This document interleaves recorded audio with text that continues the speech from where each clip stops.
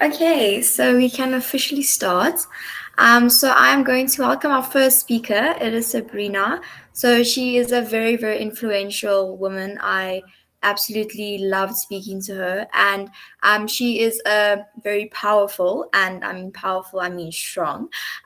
She is a F45 head trainer at Silver Lakes, and she also recently did the High Rocks Pro. And Sabrina, just confirm, I think you came second or first in your round. Hi, ladies. Thank you for the kind words. Yes, I came second in my age group, 15th overall. But the last High Rocks before this opened, I came third overall and second in my age group. Okay, so you all see she knows how to do the things. So she's going to lift us off with the first talk. So yeah, Sabrina, take the floor. Hi, beautiful ladies. I always say beautiful because we are absolutely gorgeous the way we are. So, like she gave me now the introduction, I've always been training, and it was quite difficult for me as also a lady. We've always been taught the basics, which you guys all know, but never about how to train and what to do. And I think that was most difficult for me to overcome. But let's just go dive in right to before it. Like a Wonder Woman, we're all very strong and our bodies can do a lot more than what we think we can do. We're not these feeble creatures. And when it comes to training, there's things that we need to do to understand our bodies. We're not like men, that's not a bad thing, but we need to train what our body can cater for us. So when it comes to training, especially I'll speak more for myself because I'm not a doctor, but I can give you more of experience of what my clients have been doing and what I've been doing. So when it comes to our follicular phase and luteal phase, we got two obviously in the four phases of it all. When it comes to menstruation phase, I don't know about you guys, but I seem immensely fatigued the first 3 days and everything is sore and I don't want to train. These are the times where I usually will take lighter weights. I will drop some of the weights because obviously lower back is the issue and fatigueness. And also when you train like this, you get extremely high inflammation. Some women are not the same, but most women are. This is when we get extreme fatigueness there. So from there on, what I like to do with my menstruational phase is to eat more green and leafy things. Like I said, I'm not a dietitian either, but we like to eat more.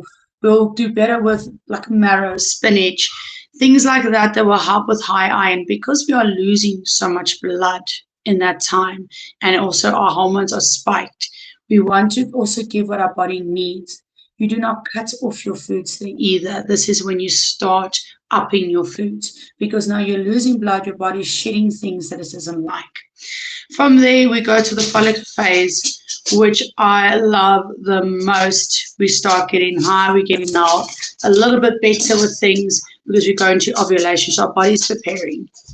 This is when we actually train the best. So when I used to compete at a younger age and I started figuring out we used to track it, day 8 to day 10 was the best time for me to perform.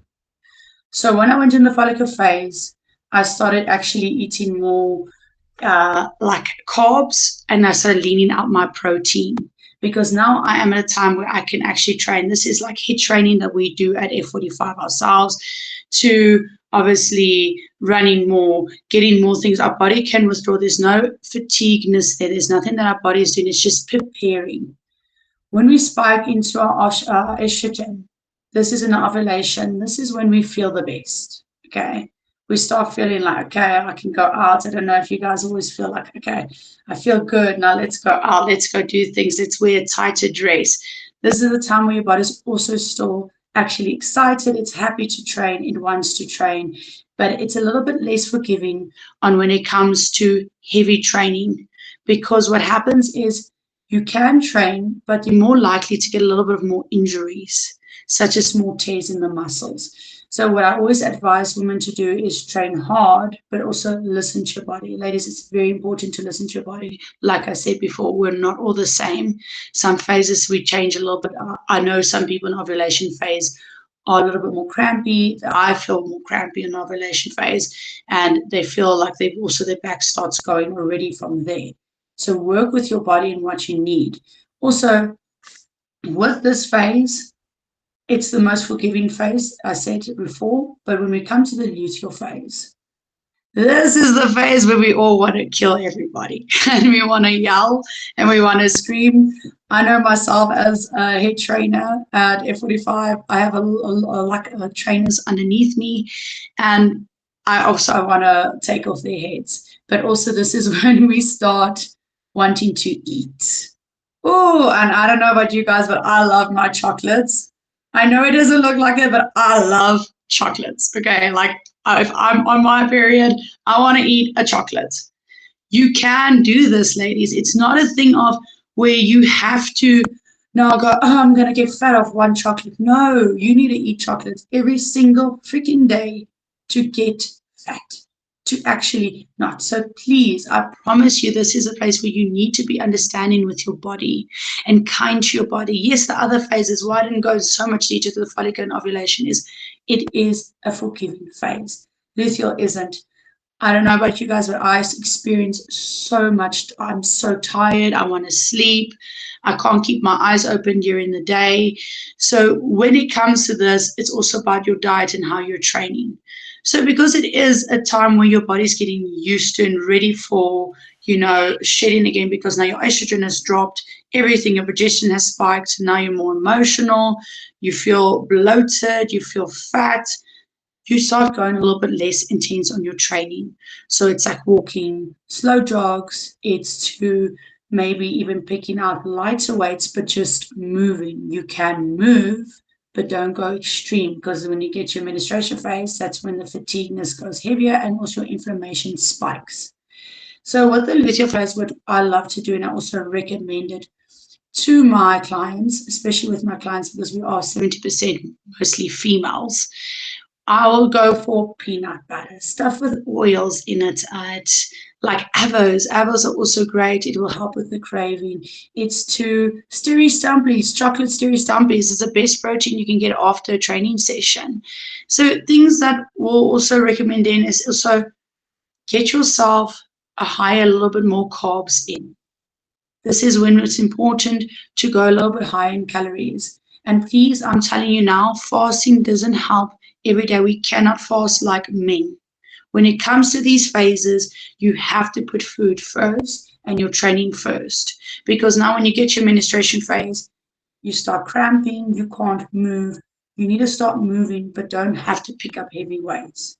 Guys, with the luteal phase, this is the most important phase for me, because I feel like this is when everything in the month goes to extreme chaos. My life is ending.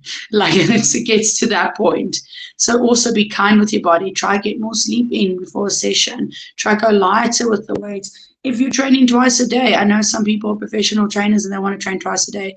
So maybe take it down. Cut down the hours, cut down the minutes. It's all about listening to yourself. But when it comes to the menstruation phase, where I'm going now back into now, what I explained before, this is where also we need to keep eating more. You can't cut your food. You are not going to lose weight that way if you're training and you're doing this and you want results.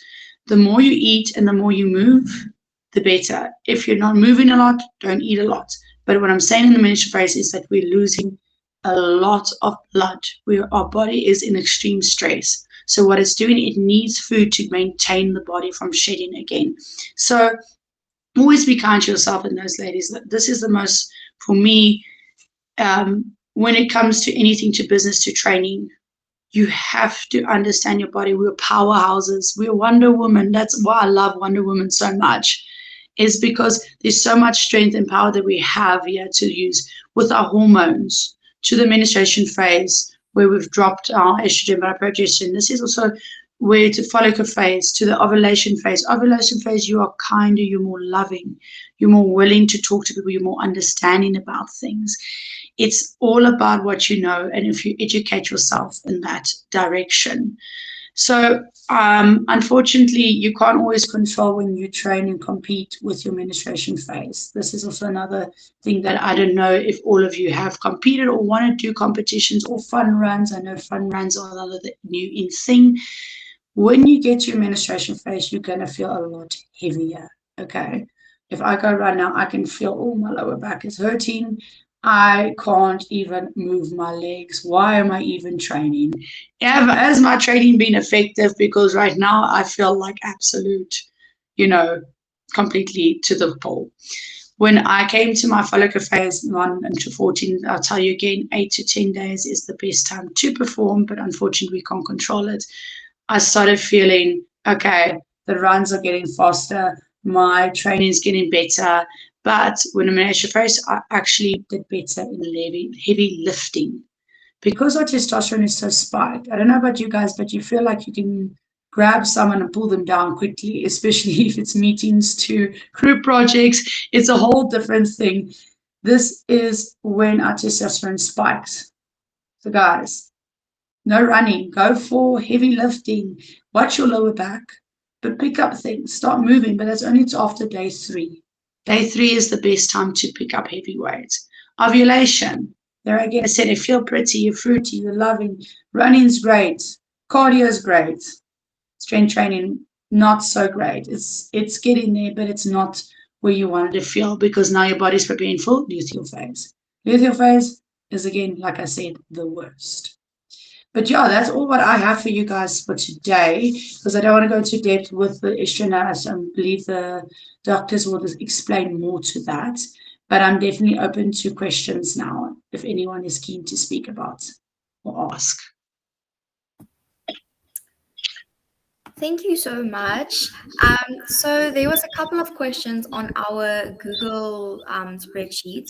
So the first one that I saw that I think a lot of ladies also want to relate to is you mentioned a lot of things about how to lose the weight, but how do we maintain the weight loss once we have lost it? So with maintaining, it's also regular exercise, to also your calorie count into macros and micros. In my eyes, dieting is good if you have a dietitian. It's not good when it comes to moving every day because some people are busier than others. And I don't know about you guys, but I tend to get obsessed with food and weight.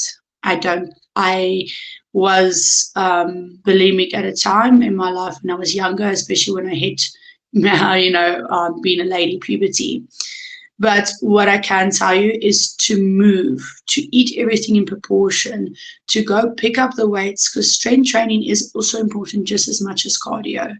When we have more muscle on our body, we're more able to keep things off, like weight. And our fat is good, but our muscle is amazing. Our fat and our meaning is good, it's there to help us also sustain our energy. But the more muscle you have on your body, the better it is to keep weight off.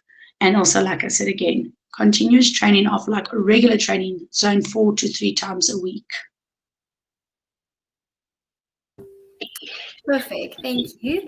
And then our second question is, how do we, if we want to incorporate creatine into our lifestyle or our exercise, does it not make me bloated or gain weight?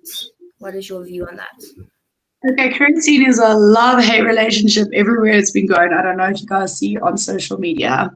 Creatine is in our body already. The natural creatine, you have to go look, creatine monohydrate. It says there, that is the natural one. It is already in our body. We use it for energy for our muscles. It doesn't build our muscles in the sense of you're taking it, it's immediately going to make you buff and bulky. No, it gives you energy to this. So what happens also with creatine, it actually provides water to the muscle.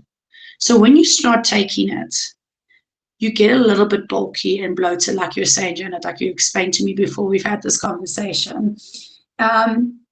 When I explain to women, it's very difficult. The first month, you're going to look a little bit bulky and you're going to feel a little bit buff and you're scared now and now you want to stop taking and you want to go on to lighter weights.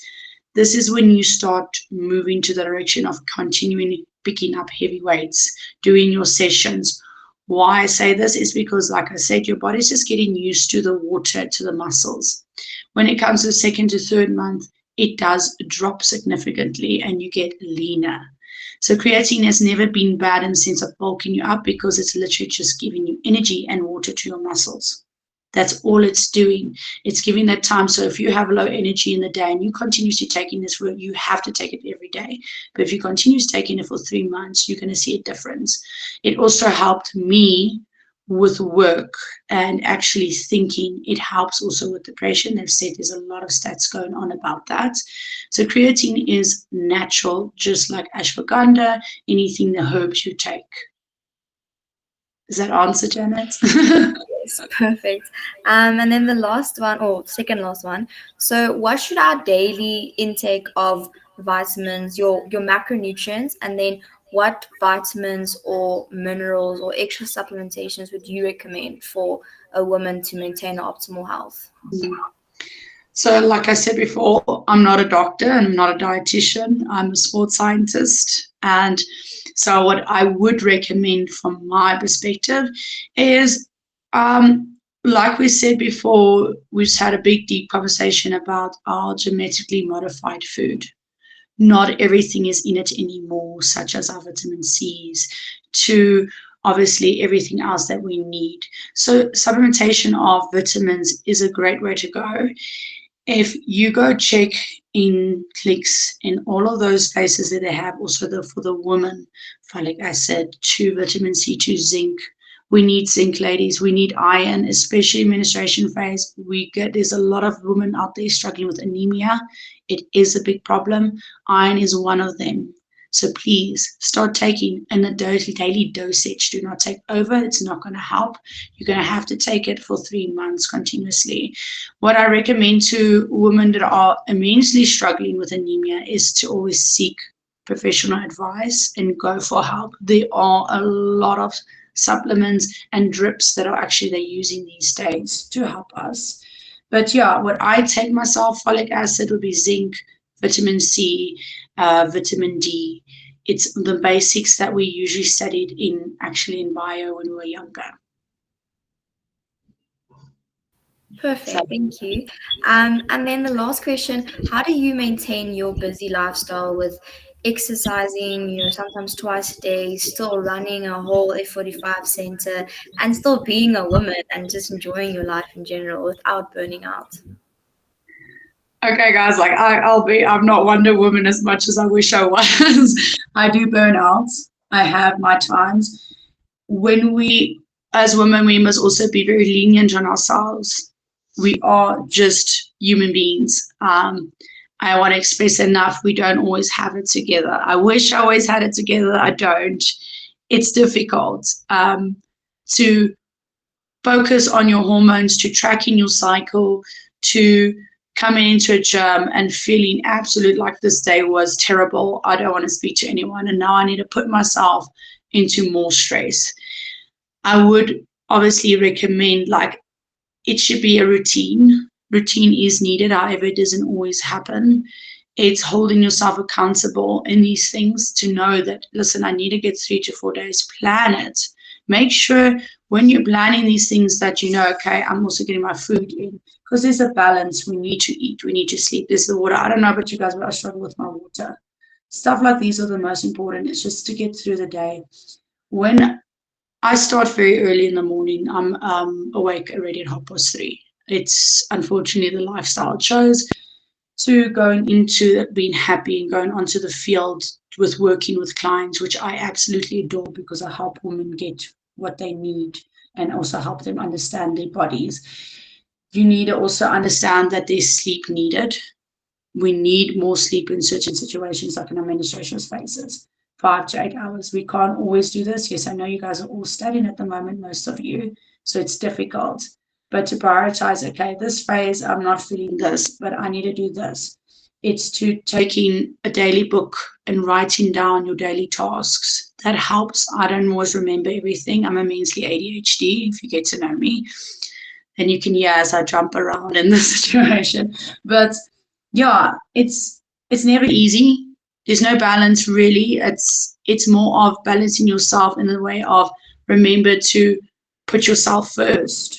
You can't do anything if you don't put yourself first. If you feel your body doesn't want you're tired and you can't do something, take a nap, take a break, take a breather. Stop prioritizing rather your your rest than your work sometimes. Your work should be there. You should do your daily tasks. But at the end of the day, also, you should also listen to yourself. I hope that gives you an answer. Yes, perfect. Thank you. Yeah, something I've just seen on the like water intake because it's so difficult to get so much water in. My one of my closest friends, Caitlin, I think she's on the call. So she has this fantastic bottle from Cotton On. I'm not saying you need to go get a flippant bottle from Cotton On, but icy cold water, guys, it is just so much nicer than like tap warm water. So yeah, if you struggle, try that or put some like nice little drops. You must get these fancy drops from this game. It makes drinking water so pleasant. So yeah. So if anyone else perhaps has any questions now for Sabrina, then you are more than welcome. Lift up your hand, put the yourself on unmute, and then yeah, you can ask any questions now.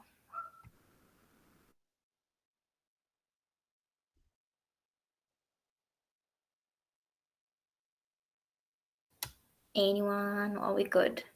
Guys, don't be shy. Please don't.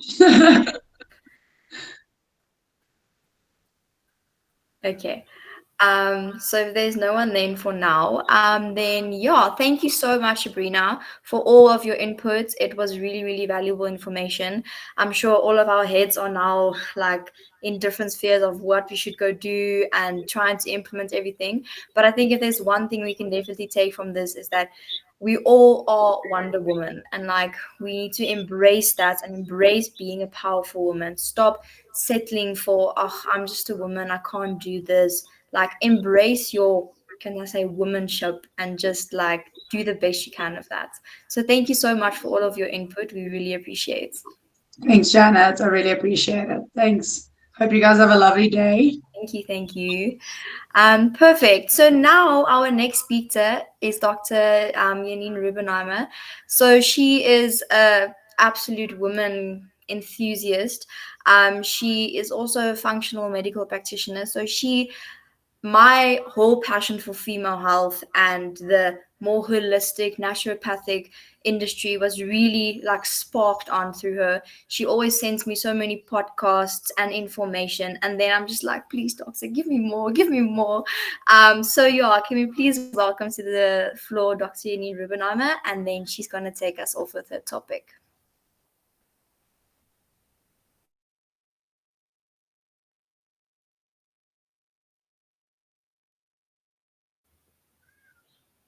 Doctor, are you there?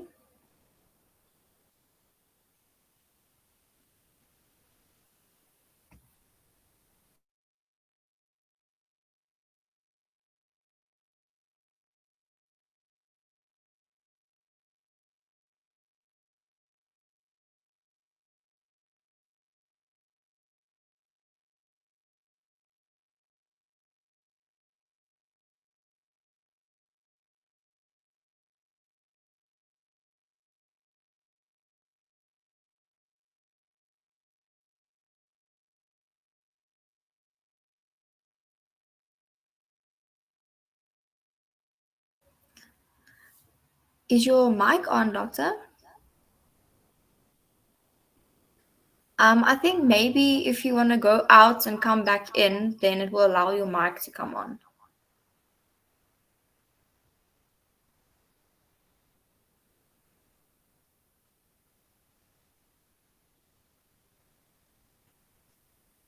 Okay, sorry guys for the delay. She'll be back right now. I'm also just want to tell you guys at 11 the session is gonna end because it's only like an hour session. So in the in-call messages, I'm just gonna put a link to the next what do you call it, session, so that it can be just another hour added.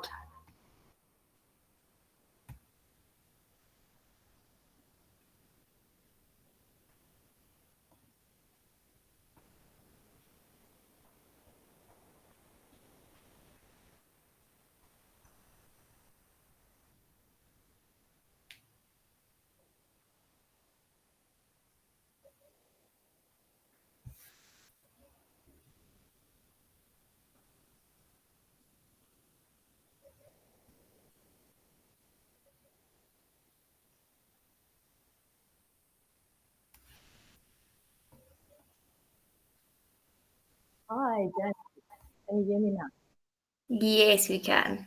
Awesome. So, thank you for the wonderful introduction. And I'm so glad to be speaking to all of you today. Um, and today, my talk is going to be a bit more, let's say, whimsical instead of scientific. I'll do the science for the questions later. So, I'm a GP, like Janet said, with a special interest in hormones and mental health and sexual health. Um, and today I'm going to talk about hormones and heroines and maybe our seasons of womanhood. Because let's face it, the world wants to run on straight lines and deadlines, but we as women were made to dance with the moon and play with the seasons. So today we're going to take a walk through the cycles of womanhood, from our big picture life cycles to those minute effects of what hormones have on us from day to day.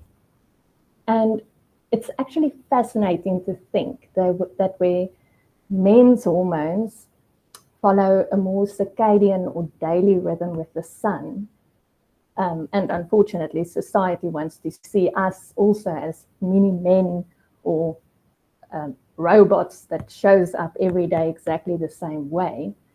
We as women follow a more monthly rhythm, and we like shape shifters, almost like the moon. So if we start looking at our month-to-month cycles, we can almost correlate each part of our cycle with the seasons.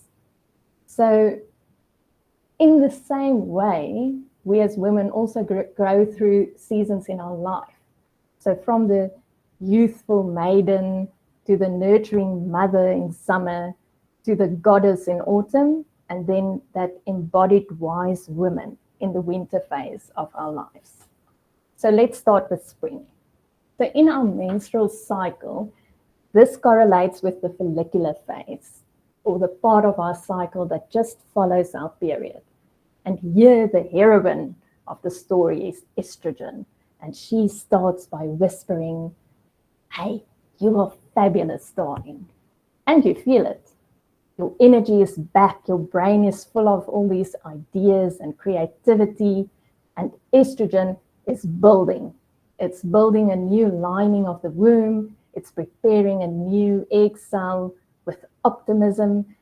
And it's doing thousands of little but important tasks that we sometimes only start to realize what they were when we enter menopause. And it does this with enthusiasm.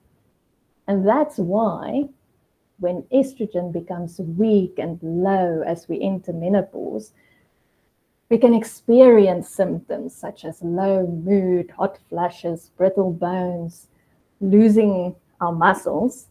And we also lose the protective effect that it has on our hearts. But in your age group, the one to look out for here is when she overshoots and overdoes her work.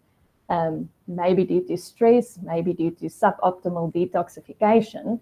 And that is why it's so important to work on, like our previous speakers said, our optimal nutrition without restriction, but also avoid overconsumption of things like your processed foods and sugar. Otherwise, we can see in this follicular phase signs like irritability, itching, anxiety. We can experience insomnia, migraines, weight loss resistance, worsening of our PMS that comes later. And then also in our menstrual phase, this phase prepares us so that we don't get those heavy and painful periods.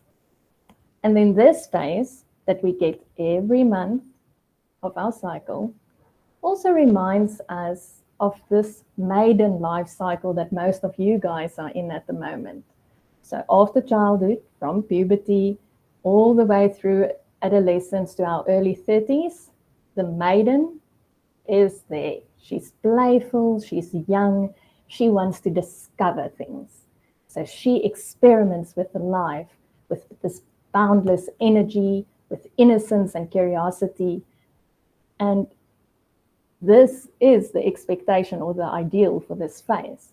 But there's always a shadow side where the self-doubt, insecurity, anxiety, and giving into societal pressures and the shoulds and what they would say can make this maiden phase not so nice as it can be.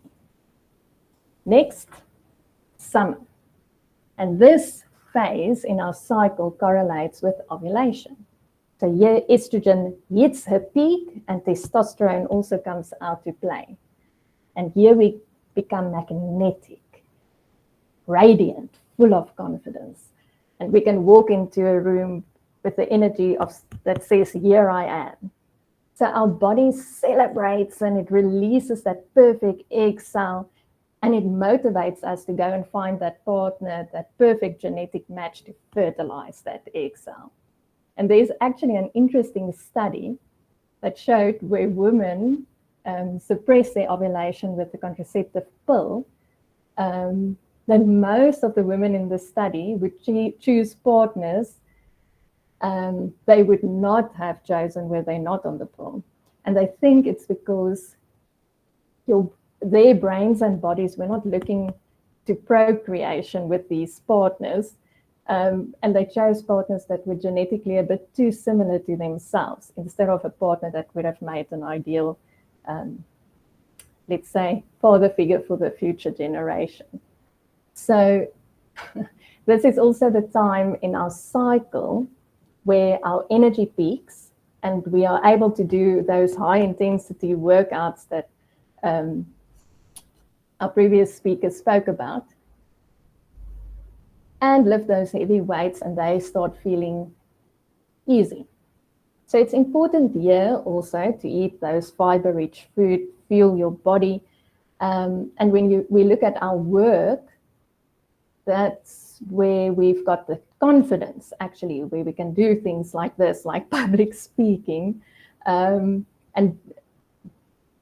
fix those important meetings and make the decisions that's sometimes difficult to make. But it's also here where too much of a good thing can be bad, because it's also a time where our histamine can reach another peak in our cycle.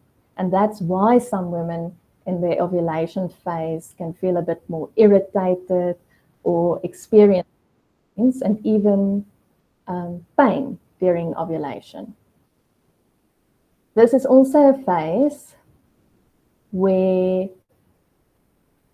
it reminds us of our mother stage.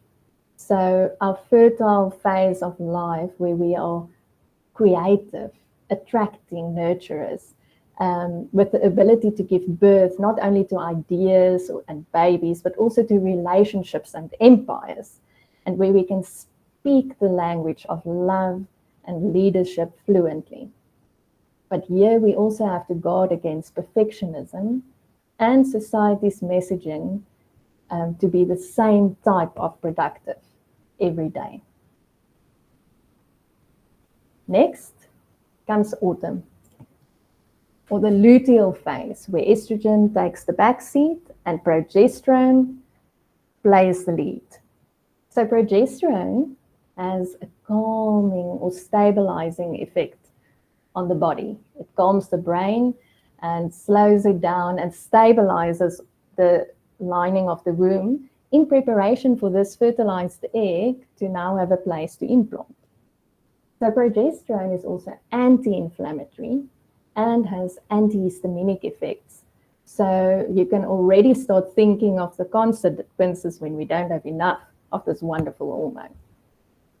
So in our autumn phase, we crave cozy and calm so that we can actually start to reflect and slow down. It's the phase where our intuition is at its sharpest and we can start seeing through all the superficial nonsense and start craving time alone. It's also the perfect time to declutter, not only your closet, but maybe also your brain and your social media contacts. And this is also where, if progesterone is not robust enough, perhaps due to under or overperforming estrogen, affecting our ovulation, or too much stress and pressure that steals our progesterone to make more cortisol, that our teeth and our claws can start coming out, and those around us should beware.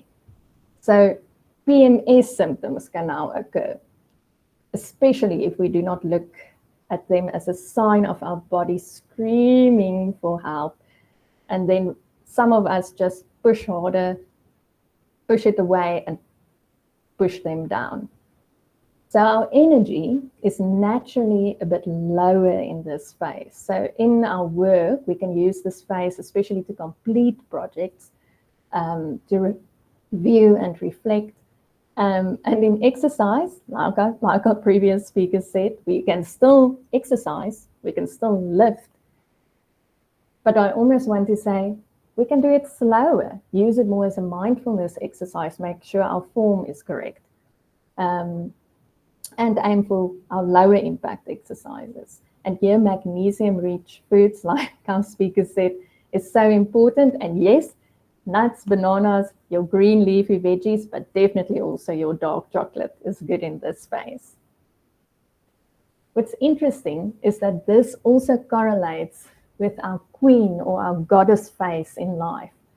So it's that time before our periods stop completely, and where we are not afraid to implement our boundaries and use our wisdom that we've accumulated through all the other life cycles. And in Eastern cultures, this is also called a women's forest walking phase. And if we can actually embrace our need for nature, connection, and rituals, we might actually alleviate those pre-menopausal symptoms that makes us feel more like a witch than a goddess, especially when hot flashes, anxiety, and imposter syndrome is now intermixed with mood swings and rage. Dr. Christiane Northrup made a good point when she actually said in her book, The Wisdom of Menopause, that when we do not listen to what our bodies and emotions are telling us in our PMS or in that luteal phase of our cycle, our premenstrual days will come and haunt us for our premenstrual years. So ladies, make sure you listen to your bodies. And I want to add that these are also the days and later on the years that can make or break the next stage of our cycle or our life, the winter phase. So unfortunately, the world celebrates and wants endless summer and spring, youth, hustle, productivity, and where ancient cultures actually honored the older wise woman or the crone, we as society are afraid of them. We don't want what winter and old age brings. We fear menopause. We even fear menstruation. And we forget that that is actually where the treasure lies. Winter is a stage of shedding. That's when we get our period. It's a time for deep rest and where our hormones are actually at its lowest. And if we can let ourselves slow down, this is also where we can drop into our inner wisdom. And maybe a rebel move here can be to honor rest and to see it as essential and not optional. In older cultures, women actually used to gather in red tents or moon lodges during this menstruation time. And instead of seeing it as a curse, it was a time for rest and relaxation and deep wisdom sharing, where women used to share their wisdom with each other. And it is unfortunately a practice that our modern society and culture has lost. And I almost want to say, what if we start viewing or seeing our cycles as a time of renewal instead of an inconvenience? Or our emotions can be revealing instead of irrational, and rather a reflection maybe of what our bodies are trying to tell us. And the same way we can say menopause is not about losing our youth, but stepping into the most powerful and visionary phase of life, where we can become the wisdom keepers, the storytellers, the healers, the leaders, and share this with future generations. In our life cycle, like I said, winter correlates with this post-menopausal phase, where the wise women can lead with an inner authority and discernment. And to honor your seasons and cycles can be the new feminism, a new rebellion, and what we want to teach future women and future generations. And yes, society might value sameness, but nature thrives on diversity. We see it in tides, we see it in the moons, we see it in seasons. So we are meant as women to rise, to bloom, to return inward, to slow down, to germinate, and month after month, season after season, lifetime after lifetime. This is the cycles that we can show ourselves and the world. And where most of you are still in your spring, enjoy being the maiden. Be playful, be youthful, make your mistakes, learn from your mistakes. I'm now more in my motherhood stage, and I must say, I'm definitely, after this and reading all about it, looking forward to my autumn. And I hope that looking after myself and my health and my body and honoring where I am can allow for that wisdom that we all seek.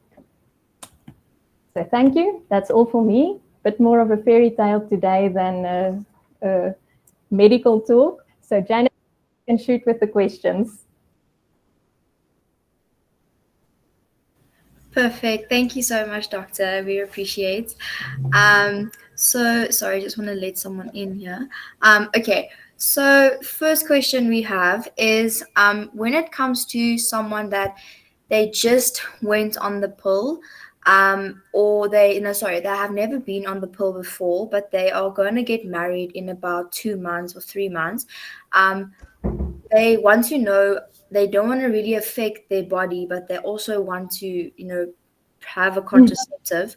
So how do they go about making sure that they are having the right contraceptive? Is there other ways of not using contraceptive? Is there non-hormonal contraceptives? Can you just give us a bit more information about how to go about that? Yes, so there's definitely ways that we can prevent pregnancy without having to use contraceptives. Obviously, we just always need to know the pros and cons of every decision. So where our hormonal contraceptives probably have a better chance of you not falling pregnant, they also carry their own risks. And then your natural forms of contraceptive is not infallible, but if you can use them correctly and really work on them, it can really work. So the fertility awareness method is probably the most known and common thing. And these days, it's actually the easiest because we've got apps that can help you to explain to you how to track your temperature, how to track your cervical mucus and your cervical changes. So it's very interesting. You don't want to fall pregnant, but the fertility apps can actually help you not to fall pregnant as well, because you actually only have about a 6-day fertile window around your ovulation time where you can fall pregnant. So you can either choose using your fertility app to avoid sex during that time, which I feel that's the time when you actually want to have sex because it's your libido at its highest. So then the use of condoms with the fertility awareness method is actually so smart. Condoms have been used forever to prevent pregnancy, so I don't know why we cannot use them then. Yeah, so combining condoms with your fertility awareness method can be very helpful. Um, a lot of women, well, she's now saying she wants to get married and don't want to fall pregnant, actually also ask how can they skip their period when it might overlap with their honeymoon. And there we can also help as doctors by sometimes giving a bit of progesterone. Obviously, that won't prevent you from falling pregnant, but we can actually help you to have a nice honeymoon without a period, perhaps. Yeah, so your fertility apps, abstaining during your fertile window, using barrier methods. And then some women can also opt for the copper IUD. Yeah, there's no hormones involved. The cons are just it is uncomfortable to get it inserted, and be careful, don't do it just before your wedding and your honeymoon, because it can actually make your periods a bit more painful and heavier. Yeah. Perfect. Thank you, doctor. Okay, then we have another question. So it's a bit of a lengthy one. But the lady explained that she has got amenorrhea for 3 years now. With that, it basically started in between when she went off the pill. But then because she wanted the pill to kickstart her system again. But then when she went off it, she didn't have a period for 4 months. And then she started to struggle a lot with IBS. Her symptoms went whack. And now she's feeling overall just very lethargic. She loves exercise, but then at the end of the day, she can't exercise because she feels so tired. But then when she stops exercising, then she gains a lot of weight. So sorry, that's a lengthy thing. But then what can she basically do to first enhance her reproductive health, and then secondly, just get her overall well-being back? I think the first clue that I heard there that I would want to focus on is the amenorrhea, because we first have to figure out why she is not getting a period. Um, and there can be several causes. And one of my favorite people is Laura Brydon. Janet will send you a link to a wonderful blog, hopefully. But she explains, or she talks about the reasons for amenorrhea, and she puts it under the 4 types of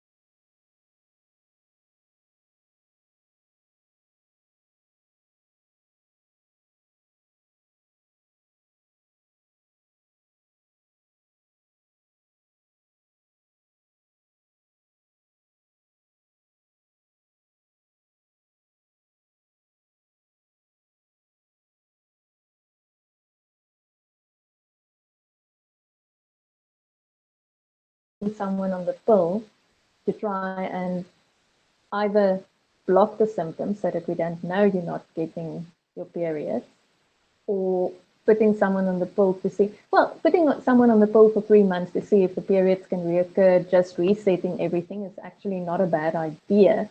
But if it then still doesn't occur, then we need to go and explore further. And there's ways of managing all of these issues that we've discussed, but ignoring them will not work. And they all have these other things that go with them, like the weight gain, like the inflammation. The gut issues can also show that she might be struggling to get rid of estrogen because we've got certain gut bacteria that can actually recycle our estrogen and put it back into our system. So she might have too much hormones, estrogen, and it's not being detoxed. But we need to explore further. So you don't know which one is causing this and what treatment options to use when we see this. But there's hope. Perfect. Thank you, doctor. Then we have another question asking, how do you manage acne that was caused by any hormonal birth control? So when you go off it, then it comes back on. So how do we manage that? Yeah, and that's actually one of the things that I also mentioned can cause a picture that looks like polycystic ovarian syndrome, where you can also skip your periods, gain weight, start suddenly having hairs where you don't want it, and the acne. And the reason is that you've now had the similar amount of hormones the whole time that the pill gave you. You stop that, and then your brain wakes up and says, oh my goodness, I must stimulate the ovaries again to do its job. And then the ovaries can overdo it, and especially testosterone rebound happens there.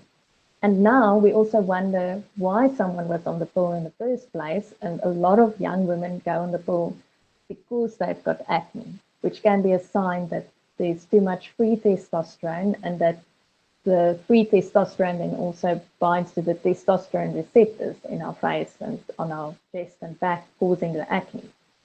So now suddenly you've got testosterone again causing havoc everywhere. So your natural supplements that can actually help either block the testosterone receptors or make the testosterone go into the right pathways and not to that dihydrate testosterone, which is the more potent and active form. Zinc is one of the most important supplements you can use for acne because it blocks aromatase conversion to the more active form of testosterone. I sometimes use licorice root, which can also work well when you're so completely burnt out and tired. Your reishi mushroom can help with anxiety as well and can block some of the testosterone receptors. One of my favorite ones, DIM, or I can never pronounce it, diindolyl methane, or I just say broccoli on steroids, is a supplement that can also help a lot with your hormone balancing and acne. Melatonin, that can help with sleep as well. And then if the problem is more prolactin related, your Vitex or your chasteberry can help. And then I sometimes in certain situations will even consider using progesterone to help. But the best way to make progesterone is to ovulate well and make your own. And yes, I'll share links with Janet that she can maybe share with everyone where we can find this. Thank you, doctor. And then we have a question saying, do you have any tips for promoting fertility in patients with PCOS? Yes. And I think the first one is I'm going to reverse back a little bit. So we were taught the treatment protocol for PCOS is to put a woman on the pill and give her glucophage for the insulin resistance. The problem with this approach is that if she wants to fall pregnant, she's on the pill, blocking her fertility. So, and it hides what her body is doing, because in PCOS, we actually want to see if you get a period, then it means that something is starting to work in your favor. So all these things that we've discussed throughout already about exercise, healthy eating, we can refine it a little bit more in terms of PCOS. But if we start looking supplement and cycle tracking wise, there's a few things that we can already do. First of all, we want to track your cycle because we want to know what your hormones are doing. The second thing is what I do is in women with PCOS is that's where I use progesterone actually cyclically in the luteal phase to, like I say, fake it till you make it. So I actually give women progesterone in the luteal phase so that we can start getting a period and actually just calm the communication between the brain and the ovaries so that the ovaries don't overshoot their testosterone and estrogen, so that you can ovulate better and start making your own progesterone, which will then help you to be able to fall pregnant. So that's a very short answer for a much bigger, want to say, physiological problem that we like to address. But that's in short what I would do to help someone with fertility. Because the gynaes will say, be on the pill and your glucophage, and then we do in vitro. And that's not always necessary. Perfect. And then second last question. So there's a person who asked how to manage adenomyosis holistically without going into too many treatments, because they got a lot of things that the gynae told them to take medications and things, but they would rather want to go holistic. Yes, so adenomyosis is a condition where the myometrium, so it's the layer of our womb, the muscle layer of our womb, and then the endometrium, so that's the blood layer that forms just on top of that muscle layer, becomes very thick. So it's almost like a thickened womb that you start getting. And that you can think, it's almost like the womb, it's similar to endometriosis, but only in the womb. So that womb is inflamed with your period. You're going to suffer extremely. You're going to bleed so heavy. So a lot of gynecologists will say, oh, the only option is just let's get rid of your womb and stop the suffering. And in some cases, that might actually be the only option. But what I, again, start saying is there's an imbalance. And the imbalance is usually too much estrogen and way too little progesterone. And we can do all these. So I always say, while we're fixing that, your job as the patient is to do the day-to-day things, the eating healthier, the exercising well, the sleeping well. But I will help you by giving you certain things that will help you to lower your estrogen and to make more progesterone, or even give you progesterone until your body makes its own. And some of the ways that we can get rid of too much estrogen is, again, my favorite thing, diindolyl methane, DIM, broccoli on steroids. It's one of those supplements that can really help get your estrogen and your testosterone levels way down by getting your liver to detox them well.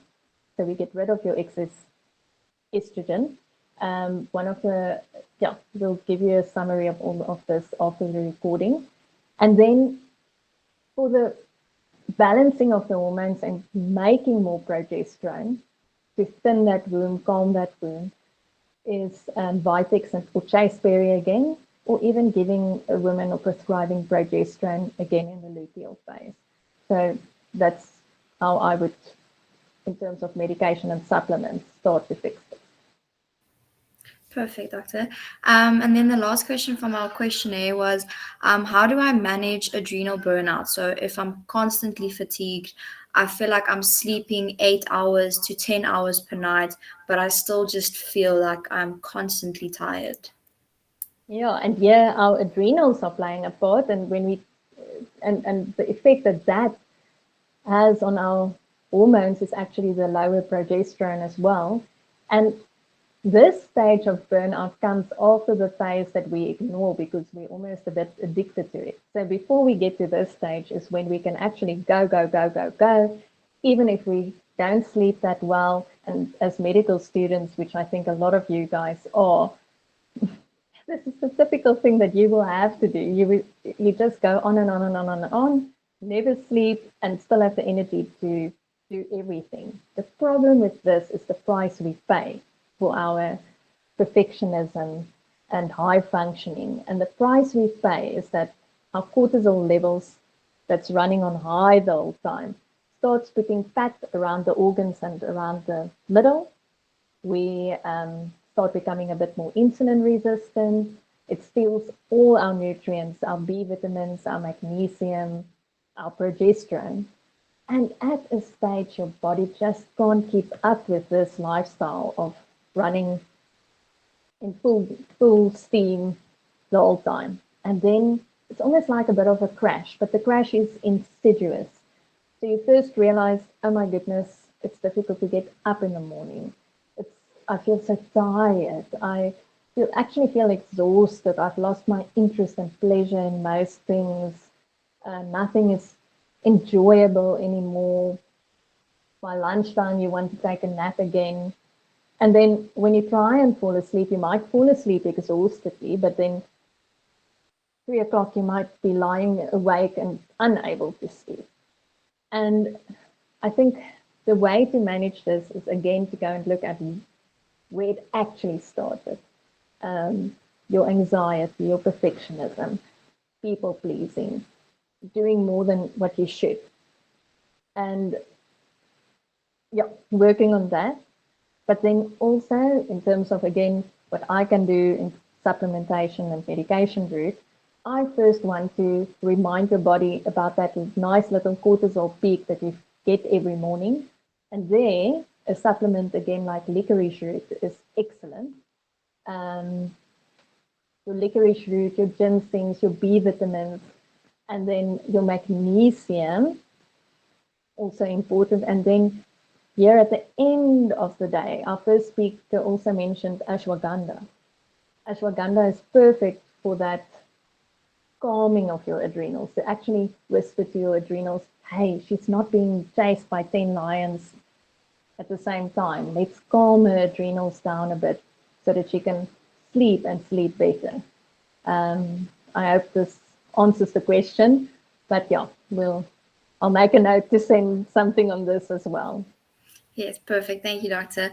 Then we have a question here in the chat box. So it says, good morning. Thank you for the opportunity to join. I would like to find out, how long should one be on the pill? I have been on the pill for 7 years and I'm 35 years old. Recently, I hardly go on my periods despite the 28-day cycle.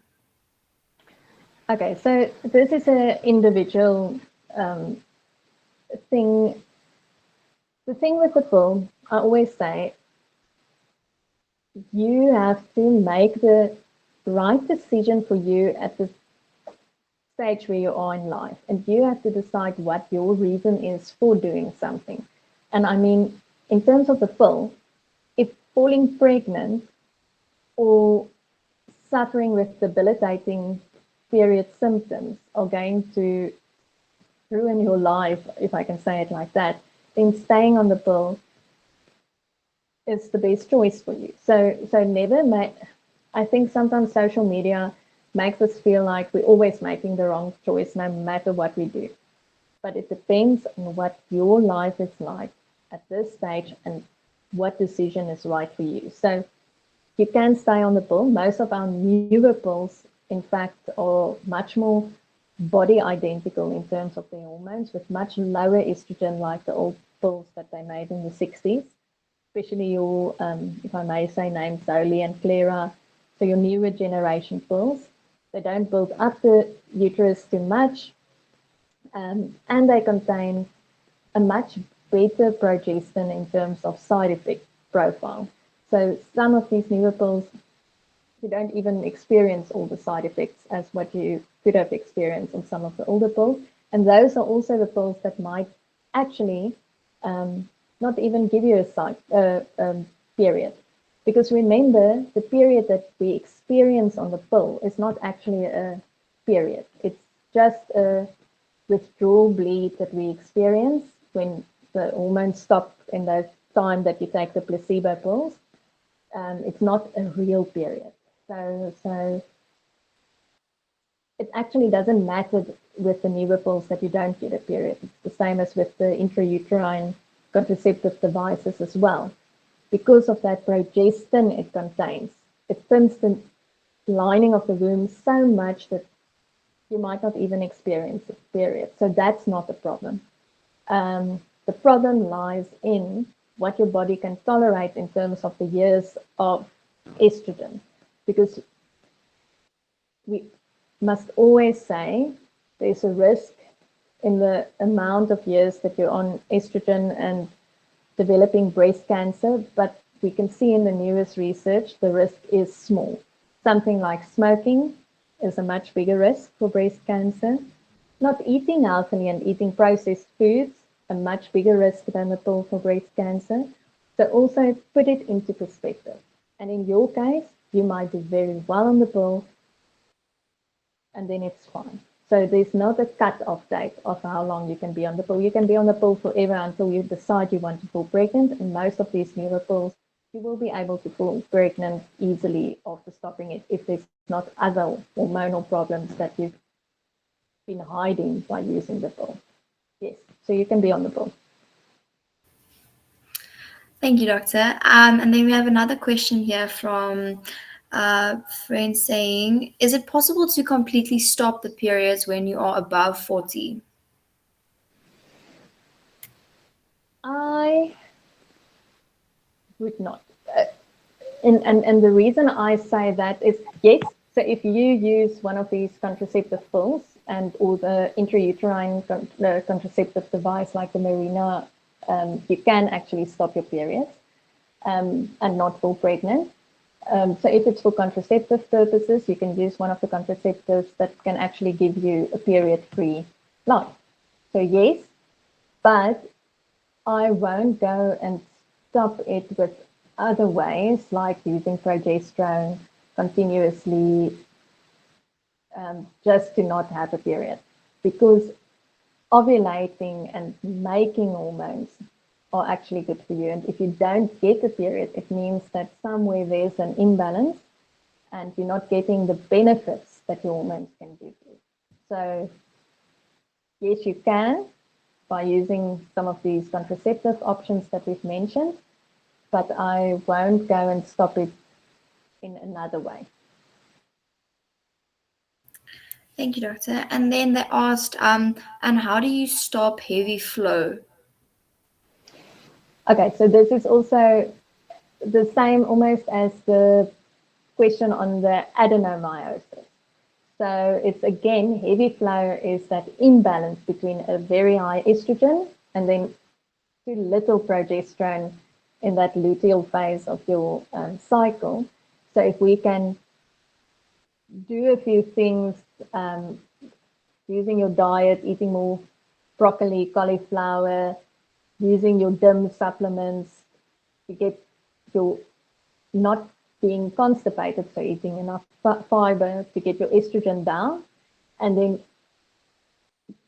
get your progesterone up by managing your stress, eating your low GI, resistant carb foods.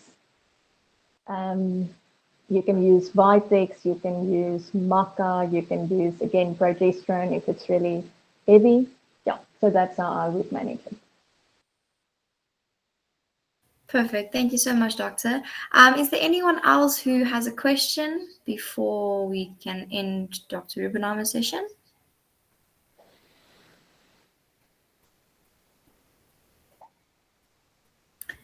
Chanel, you can open your mic and speak. Hello, doctor. I just want to find out. So I have PCOS and I'm busy with a divorce. So obviously I went off from the contraceptive. How is that gonna affect my cycle again? And what can I use or do to just regulate my cycle a bit more without contraceptives? Hi, Chanel. Sorry about all the stress that you're probably under at the moment. Yeah, so you're actually now in an ideal opportunity, I always say, to also start looking after yourself a bit more. So while you are not on the pill, you'll be able to track your cycles and see what's happening. And that's the first step, because you want to see how long your cycles are or how many months you skip your period, because then we can see how we can actually support you there. So from a standpoint of managing PCOS holistically, I'm also made a note so that I can send a link on a good talk. Like you heard, I always send Janet so many things. So we'll send you something as well. But it comes down to eating healthy, being, I almost want to say, kind to yourself. Kind to yourself in terms of what you put into your body, not over exercising. Again, here I would start using something like ashwagandha for your stress levels, managing your insulin. And if you want to go a more natural route also to manage your insulin, we get inositol. And inositol is excellent for PCOS, and we get supplements with the right ratios. I'll make a note that I'll send you, but Picositol, your Insumax, then, and it contains a lot of vitamins that will also support you, your zinc, your vitamin B, your magnesium. And then in your case, once we start seeing what that does to your cycle, using the more natural things and vitamins, then we can decide if it's necessary to use something like progesterone to just help you with that communication between your brain and your ovaries. But that's, yeah, where I would start with a good multivitamin, yes, PMX or, yeah, the Picositol or Insumax.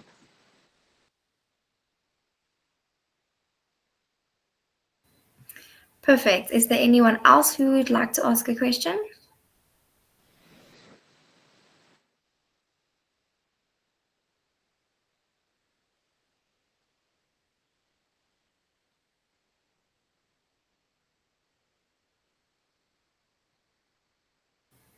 Okay, I think, yeah, we did ask a lot of questions today.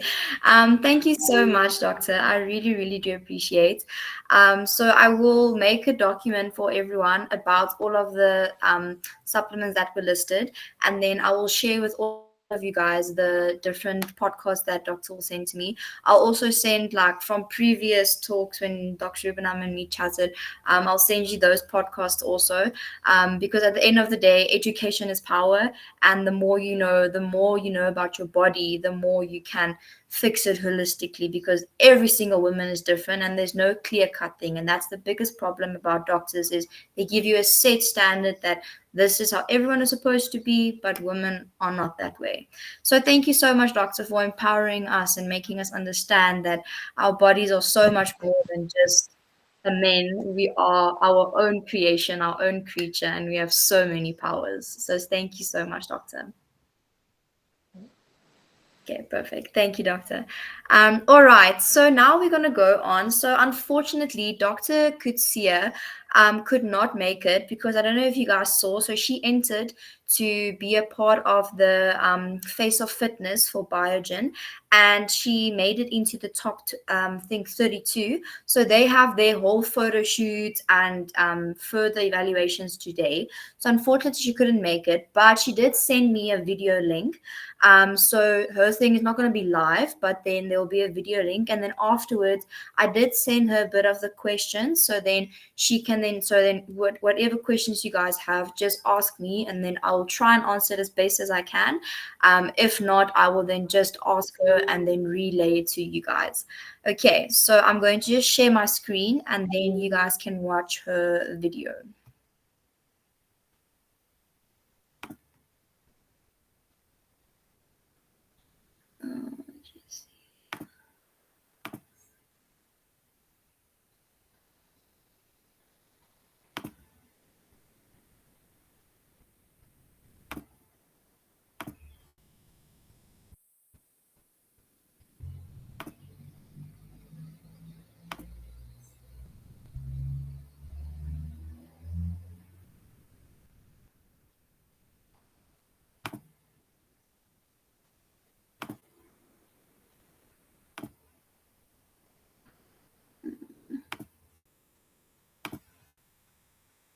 Sorry, I'm just trying to get the right screen here.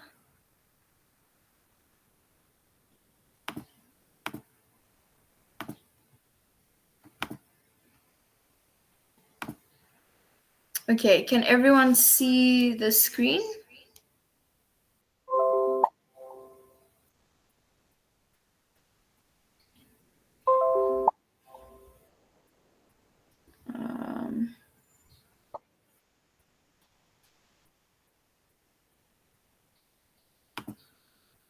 Okay, you guys can see it. Okay, perfectly. Oh wait, now I went out. Okay, here we go. Morning, ladies. I hope you are well. I'm Yalenka. Thank you for logging on to listen today. It's such a privilege to be talking to you today. It's so crazy to think how time flies. I can't believe a few years ago I was sitting exactly where you are sitting now. But firstly, I just really want to apologize that this session can't be live. But luckily we could make a recording and could make a plan, but I apologize about that. Before we get into it, I'm gonna ask you to grab a piece of paper, grab a pen, and then write a list of at least 5, if you can, of your top priorities in your life, ranking them from number 1 till number 5. I'm gonna give you a few seconds for that. And then after you've ranked them, you're gonna write next to them about how much time in a day do you spend on that priority. I'm going to give you a few seconds.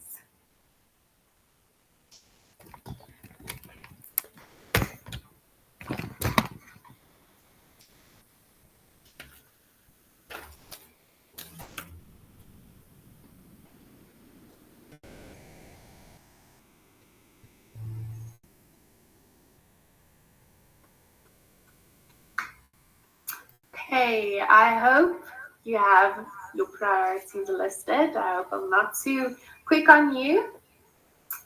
But I think if we can all look at your priorities and the time that you spend on them from number 1 to number 5, I think most of us are doing a bad job. I don't think the time that we spend on the priorities necessarily reflects how we rank them. I think most of us can agree on that. So that is why I'm here today to speak about balancing medicine with everything else in life. So just to tell you a bit more about myself, I'm 26 years old. I grew up in Vanderbijl Park, and then I moved to Pretoria to study at UP. Studied medicine for 6 years, then did my internship at Kalafong Hospital. And I'm currently doing my community service here at Tshwane District Hospital. I've started studying it again this year. I'm studying pediatrics at the moment. I'm considering doing my diploma in pediatrics, so we'll see. But it's difficult starting to studying again, I must say. It has its own challenges. And then I'm also very passionate about health and fitness. I've recently entered a competition called Biogen Face of Fitness that I'm in the top 32 for right now. That is unfortunately why I couldn't attend this session live today, because due to a top 35 event. So I'm really sorry about that, but I hope this recording is going to help you so much. On a personal level, I've been married for a bit more than 2 years now, and marriage is really the best. And other than that, I think that's basically all you need to know about me. But you guys, when I was first here, I was not balanced at all. I studied so hard in school that when I got to university, I was like, I'm going to live life. I'm just going to enjoy myself. And then I ended up partying a lot, not sleeping enough. I ate whatever there was. I ate takeaways so much. I didn't exercise. I exercised there, here and there, but it wasn't like a routine. And mentally, I was definitely not in a good space. I was actually in a very bad space, and I was constantly tired because I wasn't sleeping, and I was sick like the whole time. Every time I recovered, then I got the flu again. So even though like I still studied and I got good marks, I didn't have a good balance. People would look at me and think, cool, she's balanced because I'm studying, I'm doing well, I'm going out with friends, and it looks good on paper, but really it wasn't. That's not what balance was. It's only when a friend invited me to a church event when I just really did some introspection and realized that I'm not living in the purpose that I was called to be, and that the path that I'm going on is not the path that I want to be on. And that's when I decided to change everything in my life. And that's where I started to learn getting a good balance in university studying medicine. So I've identified 6 topics. I made a little list of my own for priorities. And I'm going to speak on these 6 topics because I think it's 6 things that will affect most of us. So the first one, priority, is faith. I think it's going to flip with the selfie camera for you guys, but the first one is faith. And why I say this is going to be applicable to everyone, because this is going to be your why. This is why are you doing what you are doing? Why are you pursuing what you are pursuing in life? Because if you know what your why is, then all of the rest of your priorities will just automatically fall in place because you know why you are doing and pursuing what you are. And with that, I think identity really comes in nicely with that. Because really knowing who you are also helps you to prioritize and know your why. So something that I saying that I really love is your design is a clue to your destiny. So if you are unsure of your identity or what your purpose is, go and think what talents what's your design? What talents do you have? What passions do you have? What makes you different? And usually that will lead you to what your purpose is and basically what your destiny is. Then for the second one that I've identified, I apologize for the selfie camera that it will be flipped, but you'll get the idea, is family and friends. So I think that this is one that I wish I could just spend more time on when I was a medical student. I think it's something that I neglected. Because like how you can get consumed with medicine. It's the same, like just think when you were high school. Your physics test was like the biggest thing in that moment, was like the biggest thing for you. It was like the end of the world if you failed. But looking back now, you're like, what did I even write about? It's actually such a small thing. And medicine can feel so big. And yes, it's big, but those tests, looking back, it's actually so insignificant in a way as well. So always make sure that you put the first things first, and friends and family is one of those things that are really, really important to put first. I mean, at the end of the day, if you ask someone laying on their deathbed and they have one day left, what they would do, nobody would be like, I go to work to be a doctor or I want to go ride a Ferrari. At the end of the day, most of them would be, I would love to spend one more day with my wife or with my family. So family and friends, it's really something that is so important, and we never know how much time we have. And in a big perspective, like in the big picture, it's something that really is so important.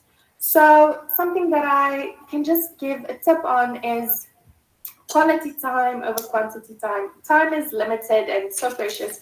So rather make sure that you do a quality time. If you have a boyfriend that you want to see, rather have a date night where you sit at the table and eat together and talk, and that's like proper quality time rather than going to watch a movie. Like just make sure that you have quality time, because that's so much more precious than quantity time. Then the third one is medicine. So that would be studying and all of those things. So the best tips that I think that I can give that's practical is two things: being proactive and being consistent. Those are the two keys for studying medicine. So when I'm saying proactive, I mean like when you are starting with a new block, go to people who've already done the block, message them, ask them what resources did you use, ask a few people, then you can compare, so that you, before the block even starts, you know what you're going to study. You don't have to go on day one and scramble and wonder and stress.